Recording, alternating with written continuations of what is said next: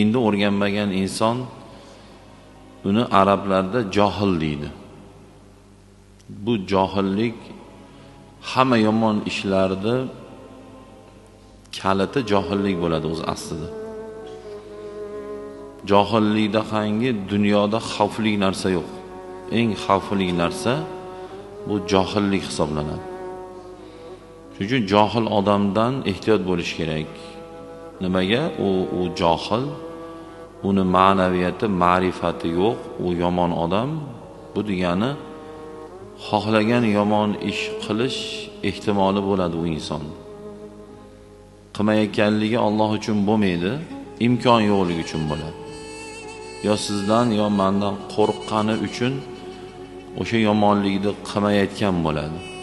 Lekin vaqt topganda, imkon topganda, sharoit bo'lganda albatta o'sha yomonlikni albatta qiladi u odam.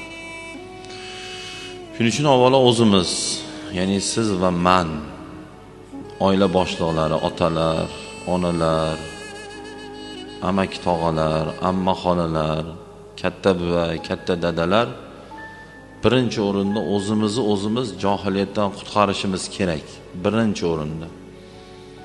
Chunki inson o'zini qutqarmay turib boshqa bir shaxsni qutqara olmaydi.